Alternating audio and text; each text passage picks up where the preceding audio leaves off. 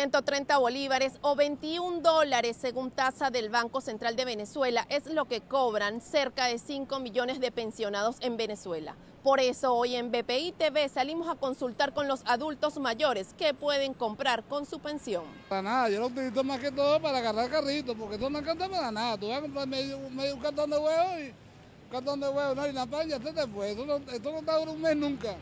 Para mí me dura un día y medio, más nada. Para nada, para nada. Porque enseguida voy a comprar y todo está más caro. Tú sabes que todos los días suben los precios, ¿ves? Entonces el que paga es el pueblo. Y uno aquí el colero, mira cómo está esto. La mayoría de los pensionados trabajaron durante 25 o 30 años en los diversos sectores que integran el ámbito laboral venezolano, esperando tener una pensión que les dignificara su vejez, como lo prometió la Revolución Bolivariana hace algunos años. Sin embargo, hoy los adultos mayores aseguran tener solo agua y un poco de pan en las neveras de sus hogares. Nada, pura agua y agua fría. Una fuente, agua. Pura agua. ¿Qué hay en mi nevera? Ahorita nada. Ahorita lo que tengo nada más un pan que compré no hace nada. Y bueno, lo demás estoy esperando la pensión para ir a comprar. Porque ¿qué más? La Asociación Civil Convite detalló en 2021 que 87% de los adultos mayores está en extrema pobreza y estos no cuentan con la protección de los organismos de cooperación internacional o asistencia humanitaria, a pesar de ser una de las poblaciones más vulnerables en Venezuela.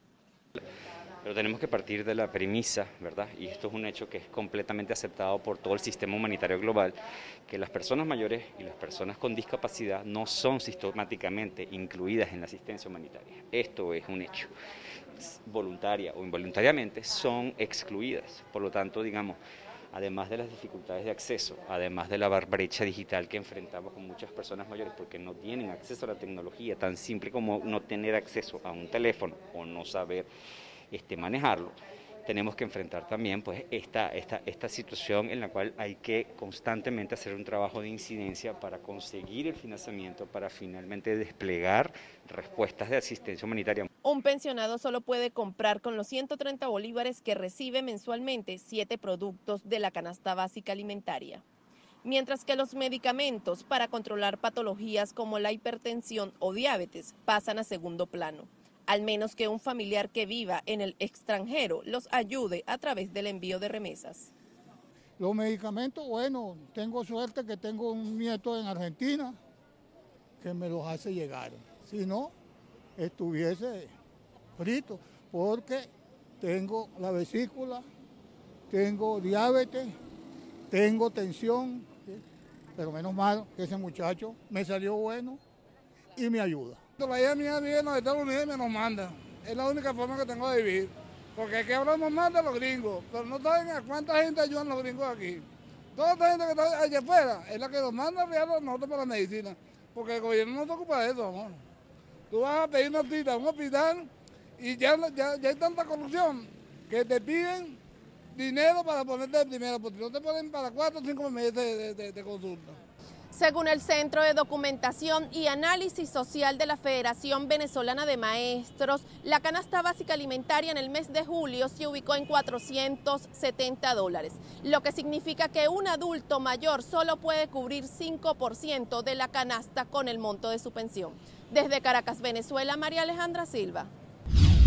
Un fiscal pidió 12 años de cárcel e inhabilitación política para la vicepresidenta Cristina Fernández de Kirchner, quien es acusada por los presuntos delitos de asociación ilícita agravada y administración fraudulenta agravada. Fernández tiene inmunidad política por sus cargos como vicepresidenta y presidenta del Senado. Se estima que la sentencia de este caso se decidirá a fin de año, según la agencia France Press.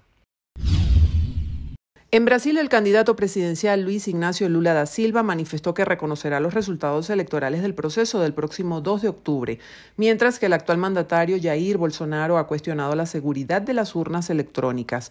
Además, durante la rueda de prensa, el expresidente de Brasil, Lula da Silva, aseguró que el acuerdo Mercosur-Unión Europea tiene que ser renegociado tras rechazar los términos de ese acuerdo comercial y alegó que no fomenta la reindustrialización de Brasil.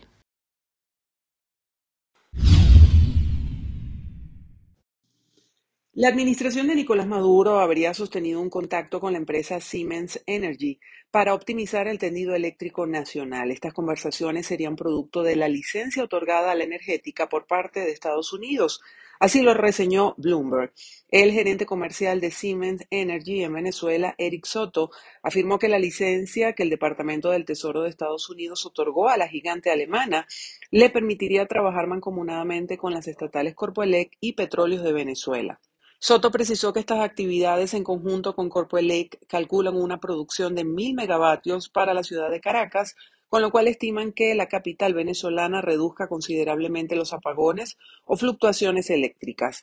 Con relación a los trabajos con la petrolera venezolana, el ejecutivo de Siemens Energy precisó que estos contemplan la instalación de sistemas de generación de gas doméstico y diésel.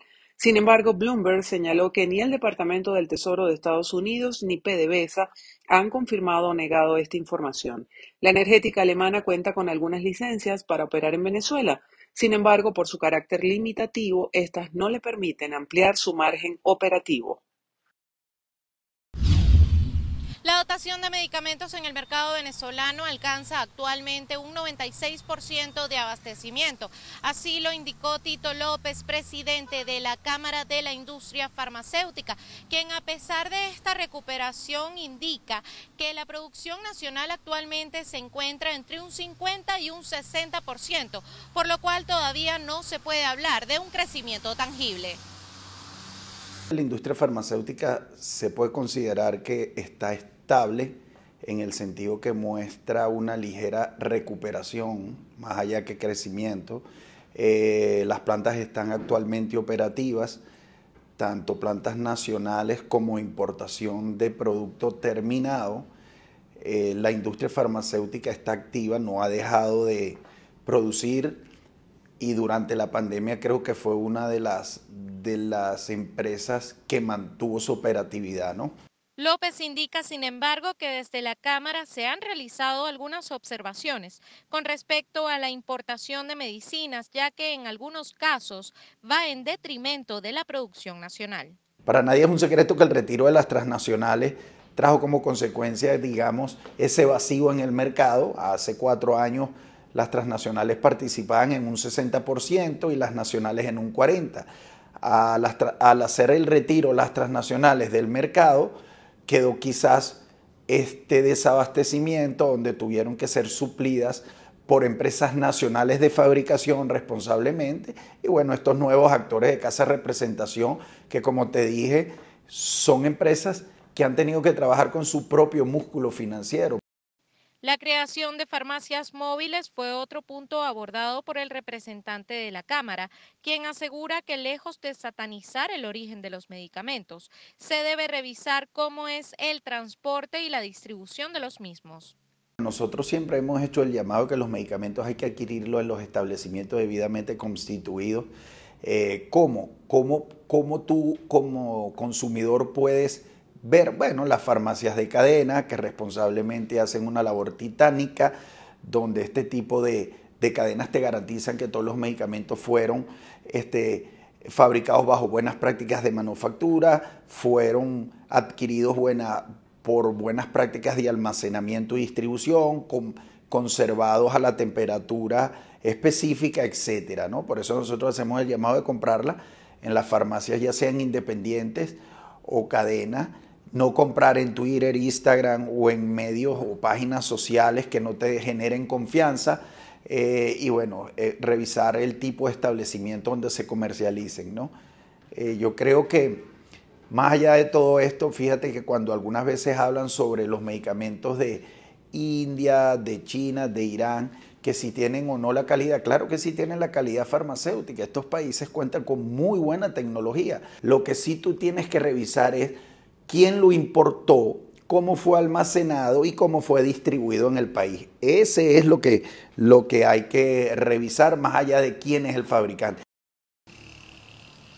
Por último, desde la Cámara de la Industria Farmacéutica consideran que la reapertura fronteriza entre Colombia y Venezuela traerá mayor estabilidad jurídica a quienes comercializan con este rubro en el país y ayudará también a frenar el contrabando en la importación de medicamentos. Desde Caracas, Venezuela, Irene Mejías, La respuesta de Gustavo Petro a la solicitud de Diosdado Cabello es considerada por el gobierno interino en Colombia, en cabeza de Eduardo Battistini, como un mensaje de que se respetarán los derechos de los refugiados y de las personas bajo condición de asilo. Creo que ese tuit es una reafirmación de un principio básico. En cualquier democracia debe existir el respeto a los derechos humanos y en Colombia hay una democracia, hay un Estado social de derecho y de justicia. Y yo creo que ese tuit, para quienes estamos dando la lucha por que en Venezuela haya elecciones libres, porque en Venezuela se respeten los derechos humanos, porque Venezuela puede ser un país de progreso y no un país donde hoy en día sea la pobreza quien gobierne a Venezuela, pues este tuit es un espaldarazo sin duda alguna a esa lucha. Battistini aseguró que los contactos que ha tenido con representantes del gobierno Petro han sido respetuosos, por eso nunca ha dudado de la voluntad del nuevo jefe de Estado para que los venezolanos bajo alguna condición especial o diplomática en el gobierno interino sigan en el territorio. El principio de refugio, el principio de asilo político en el mundo es un principio inquebrantable. Eso es un derecho que además es inalienable y yo creo que este tuit del presidente Gustavo Petro reafirma su vocación de respeto a esos derechos humanos. Y también de alguna u otra forma, también deja en evidencia cuál es el talante de lo que está del otro lado. Esta posición mesurada y de respeto al derecho internacional ya había sido vaticinada por analistas consultados por BPI TV, entre ellos Gabriel Cifuentes. El derecho internacional de los derechos humanos y la Comisión Americana de Derechos Humanos establece protecciones frente a las personas en condición de asilo o de refugiado y prohíbe la extradición en los casos en los cuales pueda haber un riesgo o se entiende, se interprete que al ser extraditados puedan ser sometidos o a torturas o a la violación de derechos como el debido proceso. En este contexto, el representante diplomático de la Asamblea Nacional liderada por Juan Guaidó aprovechó la oportunidad para enviar un mensaje al gobierno colombiano. Que este tuit, insisto, del presidente Gustavo Petro es muy claro, es muy firme, lo saludamos, lo celebramos e incluso aprovechamos para ratificar ese llamado que hemos venido haciendo desde hace varias semanas de querer tener un canal de comunicación directo, serio, transparente, tanto con el presidente como con el canciller y con el gobierno, para que ellos también conozcan la historia de la verdadera Venezuela, que es la Venezuela democrática. El mensaje del mandatario, además de dejar claro el respeto al derecho internacional, también deja en evidencia que están dispuestos a restablecer las relaciones con Caracas, pero sin embargo no accederán a todas las peticiones. En Bogotá, Miguel Cardosa, BPI TV.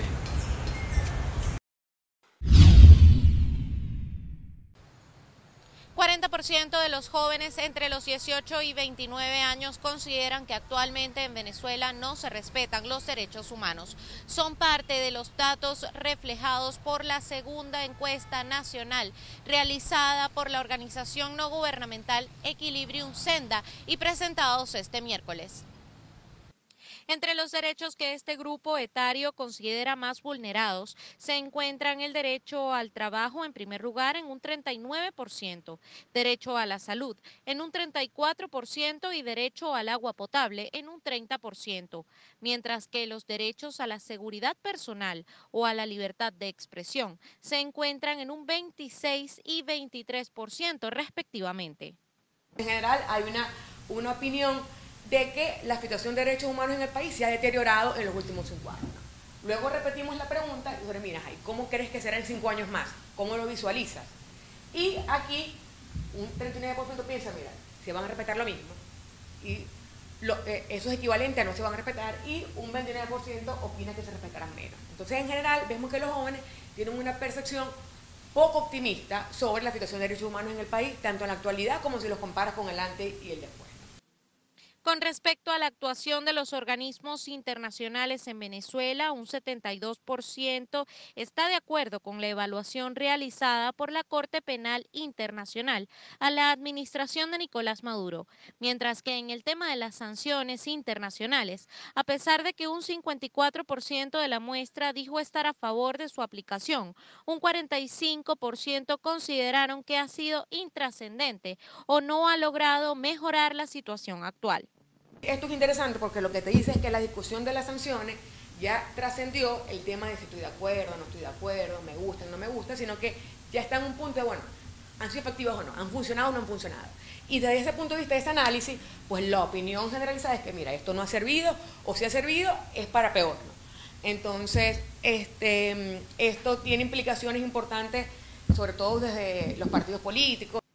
Sobre la intención migratoria del joven venezolano, 3 de cada 10 desean emigrar en los próximos 12 meses, representando un 32% de la muestra. Sin embargo, entre los encuestados se reportó que en aproximadamente 650.000 hogares, al menos un migrante ha retornado al país entre 2020 y 2022. Esto es producto de dos cosas, ¿no?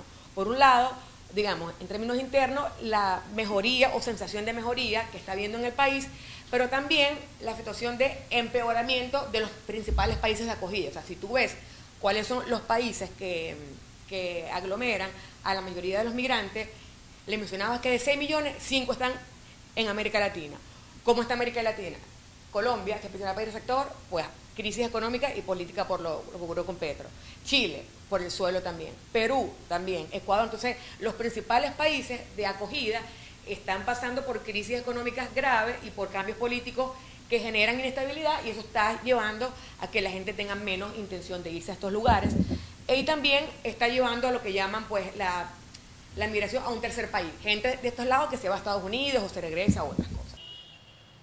Con respecto a este tema de la migración interna, la encuesta reflejó que al menos 1.300.000 hogares venezolanos han perdido a uno de sus familiares, pues han migrado dentro del territorio nacional, siendo los destinos más buscados Caracas y Miranda.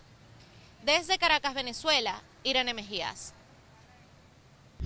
La ministra para Ciencia y Tecnología, Gabriela Jiménez, informó que se detectaron 2 casos positivos de viruela del mono en Venezuela. Además, aseguró que un caso provino de Brasil y el otro de Perú. Asimismo, el Ministerio de Salud venezolano está haciendo seguimiento de los casos. Además, los pacientes cuentan con atención médica y se realiza seguimiento a los contactos cercanos.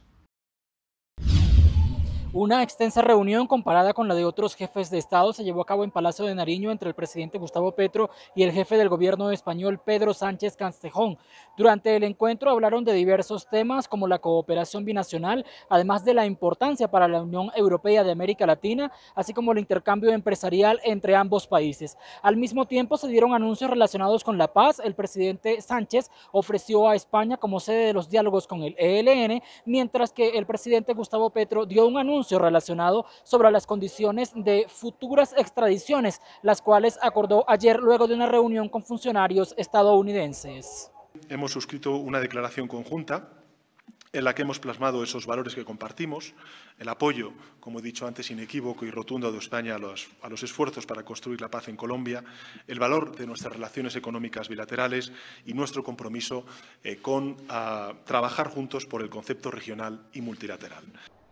Pero a pesar de la importancia de la reunión binacional, la noticia de impacto surgió en medio de la declaración de Gustavo Petro al detallar los posibles acuerdos a los que llegaría su gobierno con los narcos. La dirección de la nueva política de gobierno busca disminuir las extradiciones y, de acuerdo a lo planteado por Petro, aumentar las colaboraciones de los delincuentes. Lo que les propusimos es: narcotraficante que no negocie con el Estado se va extraditado. Narcotraficante que negocie con el Estado y reincida se va extraditado sin ningún tipo de negociación en los Estados Unidos. Narcotraficante que negocie con el Estado colombiano beneficios jurídicos y deje de ser definitivamente narcotraficante, no se extradita. El mandatario durante el encuentro también anunció que ya no se procederá a la erradicación manual de matas de coca. Hemos dado orden de acabar con una política que me parece absolutamente negativa en relación a las drogas, que es fumigar campesinos, imponerse sobre campesinos para erradicar forzosamente los cultivos. Y la indicación que he dado es empezar a revivir el PENIS, que fue un proceso de diálogo que ahora hay que fortalecer. Gustavo Petro también reveló que hasta el momento el único grupo que no ha enviado cartas para iniciar acercamientos y dialogar es el llamado Comando de la Frontera, el cual en algunas regiones es una confluencia de narcos mexicanos y guerrilleros disidentes de las FARC. Hemos recibido cartas de las autodefensas gaitanistas, hemos recibido cartas de oficinas diversas, como se les llaman, de bandas de todo tipo, Quizás la única organización delictiva que no ha enviado cartas al gobierno en este momento es el de Comandos de la Frontera. Qué tan certeras son, qué tan sinceras, hasta ahora tenemos cartas.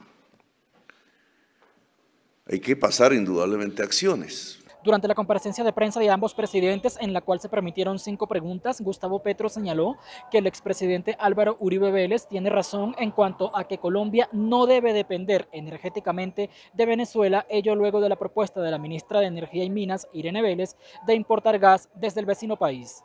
En Bogotá, Miguel Cardosa, BPI TV.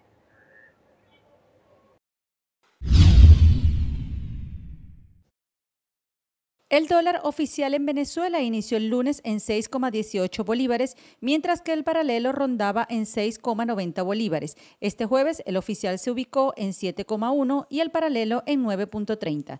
Se trataría de la segunda vez que el Banco del Estado interviene en el mercado cambiario esta semana, pero hasta ahora con mayor monto por el incremento del valor del dólar. A inicios de semana, el Banco Central de Venezuela realizó una primera intervención cambiaria por un monto que representa el 20% de los 90 millones de dólares estadounidenses que el Banco Central había venido agregando semanalmente. Este factor sería uno de los principales motivos de la reciente alza de cotización del dólar paralelo estadounidense, según mencionó el director de Ecoanalítica, Asdrúbal Oliveros.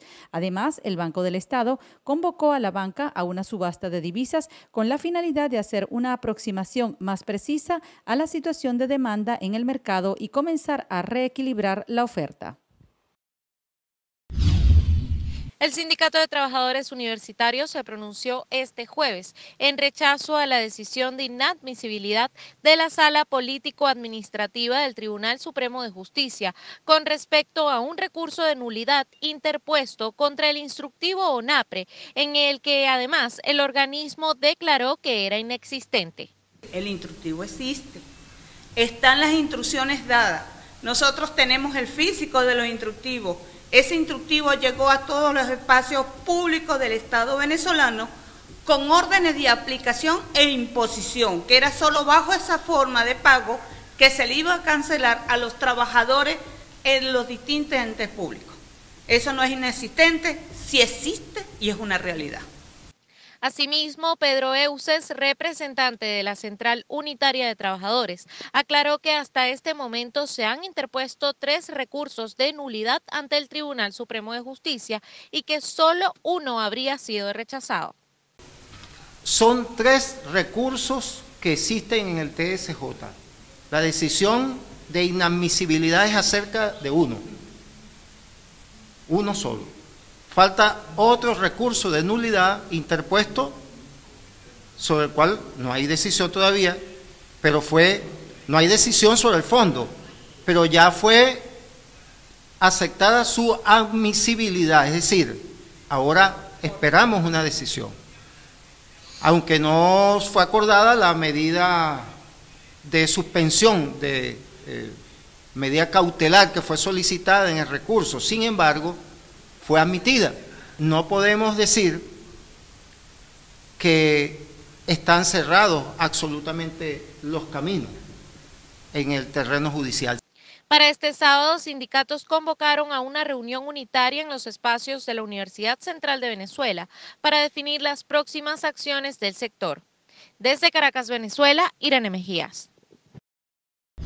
De acuerdo a las autoridades, en lo transcurrido del año 2022 se han localizado 19 cuerpos desmembrados en distintas localidades, esto por la disputa entre bandas criminales. Una macabra modalidad que ya hemos conocido lamentablemente en otros casos en lo corrido de este año en Bogotá, que obedece a una disputa entre grupos de crimen, a vendetas entre delincuentes, a ajustes de cuentas entre organizaciones multicrimen. El funcionario señaló directamente al grupo Tren de Aragua de estar relacionado con el múltiple homicidio.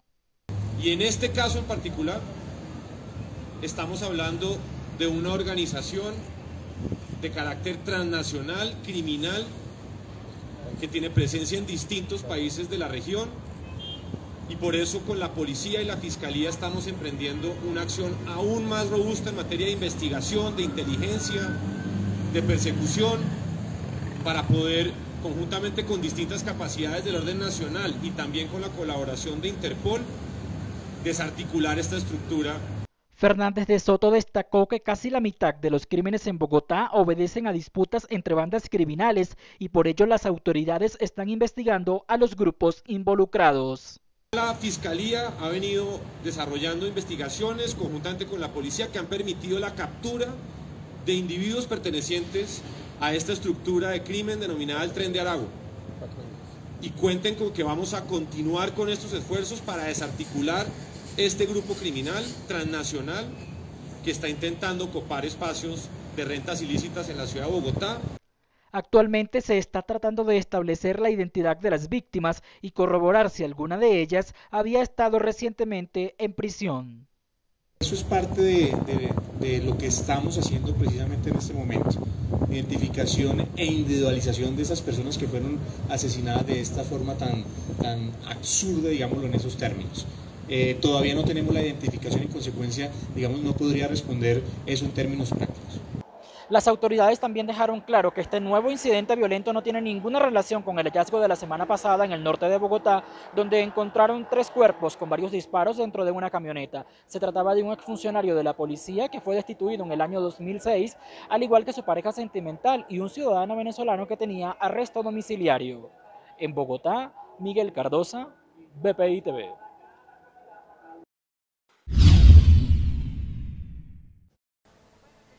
El dirigente nacional del partido Primero Justicia reaccionó este viernes ante el nombramiento de una nueva junta directiva de la empresa colombo-venezolana Monómeros por parte de la administración de Nicolás Maduro. Yo no conozco la realidad de los procesos legales internos en términos de las cámaras de comercio de Colombia, no es objeto de lo que yo pueda conocer y en todo caso lo que sí me parece que es muy importante es que todos estos procesos se hagan con transparencia, adecuado a la ley y nosotros tenemos pues la certeza de que en Colombia las instituciones funcionan, las leyes funcionan, las instituciones son autónomas y que en todo caso se haga lo que por ley corresponde hacer y que además cualquier investigación que tenga que hacerse se haga absolutamente clara, transparente, diáfana, independiente y que se sepa la realidad de cada una de las cosas que han ocurrido en estos tiempos. Y al final, nuestro gran problema no es una empresa que pueda estar afuera. Nuestro gran problema es que 23 años hemos estado gobernados por los mismos y quienes tienen apoderado el país son los que están hoy secuestrando el poder. Y ese es el gran drama que estamos viviendo los venezolanos. Asimismo, Guanipa denunció la presunta pulverización del salario de los venezolanos tras las fluctuaciones de la moneda extranjera durante la última semana, asegurando que el sueldo mínimo equivale ya a solo $10 en Venezuela. Hoy de nuevo Primero Justicia se pone al lado del trabajador venezolano, de ese pensionado y jubilado que ahorita se me acercaba para decirme que ya lo que está ganando no le alcanza para absolutamente nada como ocurría a principios de año, que le frustra tener que tener 80 años y salir a ver cómo trabajar para poder cubrir un poco más porque su pensión ya no le alcanza. Por ese trabajador que al final piensa que mejor es irse de Venezuela porque con $10 no puede subsistir, Primero Justicia está con ellos para exigir un salario digno. Por último, desde la tolda amarilla propusieron el anclaje del sueldo de los venezolanos al valor del dólar para de esta manera evitar su devaluación. Desde Caracas, Venezuela, Irene Mejías. El ministro de Hacienda, José Antonio Ocampo, anunció que desistió de la idea de quitar el subsidio a los combustibles en la zona de frontera tal como se plantea en la reforma tributaria. Señaló que le comunicará esta decisión a los ponentes de la reforma en el Congreso de la República para que se hagan las modificaciones correspondientes. El ministro aseguró que se deberán aumentar los controles para evitar el contrabando, porque reiteró que su propuesta de quitar las exenciones que dejan el precio del combustible más barato en la zona de frontera buscaba disminuir ese delito. Si se eliminaran las exenciones a la gasolina y el aceite para motores, se produciría un aumento de más de 2.000 pesos por galón, pasando en promedio de 7.700 a 10.000 pesos. Por lo tanto, que se mantenga como está el régimen especial de subsidio es una buena noticia para las zonas fronterizas del país. Otro artículo que también se eliminará será el relacionado con un impuesto del 10% a las exportaciones de oro. El ministro Ocampo reconoció que mucho del oro que exporta el país es de contrabando y además muchas empresas grandes trabajan con pequeños productores. La propuesta que al final aceptó el ministro de Hacienda José Antonio Ocampo no solo era un clamor de los congresistas, sino también de gremios y comerciantes de la región de frontera, así como ciudadanos de a pie que dicen que la región no está preparada para un aumento en los precios del combustible. En Bogotá, Miguel Cardosa, BPI TV. La Corte Federal del Distrito Sur de la Florida, aquí en la división de West Palm Beach, durante esta jornada ha revelado la orden jurada con redacciones presentada por el Departamento de Justicia, esto después de que lo ordenara el juez federal Bruce Reinhart. En este documento de 38 páginas, con un gran número de redacciones para proteger la identidad de los testigos, de los investigadores y de las personas investigadas, ya que no se han presentado cargos criminales, se puede dar una línea de tiempo cuando empezó esta investigación criminal, que inicialmente fue referida por el Archivo Nacional. Esto sucedió en el mes de enero, cuando recibieron 15 cajas provenientes de Mar-a-Lago y parte de este proceso para recuperar los récords presidenciales que fueron removidos de la Casa Blanca por el exmandatario de los Estados Unidos. En el mes de febrero, y tras encontrar por lo menos 184 documentos altamente clasificados dentro de estas cajas, el Archivo Nacional se comunicó y refirió este tema al Departamento de Justicia y el FBI, que eventualmente empezó la investigación criminal. El documento mismo delinea los problemas que podrían existir y la causa probable que llevó a esta búsqueda en la residencia del expresidente de los Estados Unidos. A pesar de que él mismo asegura que es una cacería de brujas, se evidencia que había documentos altamente clasificados, de acuerdo a la información que fue entregada. Al mismo tiempo, se está cuestionando cómo pudieron ser removidos y estar en un lugar que no estaba dentro de las clasificaciones necesarias para información de alta seguridad nacional y que tiene que ver con la defensa de los Estados Unidos. Inteligencia crucial que también involucra a personal humano, personas que se encargan de recolectar evidencia. Este documento también da a conocer que se podría haber violado la ley de espionaje, la de obstrucción y destrucción de documentos y la del récord presidencial. Asimismo, da a conocer detalles de cuáles podrían ser los cargos y la que podría convertirse en la penalidad que enfrentarían aquellas personas que pudieran enfrentar cargos criminales, como es hasta 10 años tras las rejas. Hasta el momento hay que aclarar que no se han presentado cargos criminales por parte del Departamento de Justicia, que continúa con esta investigación. Sin embargo, el juez fue claro acerca de la importancia de que se revelara este documento para mostrar la causa probable que llevó a que se otorgara esta orden de búsqueda. Informó Celia Mendoza, de La Voz de América, desde West Palm Beach para BPI TV.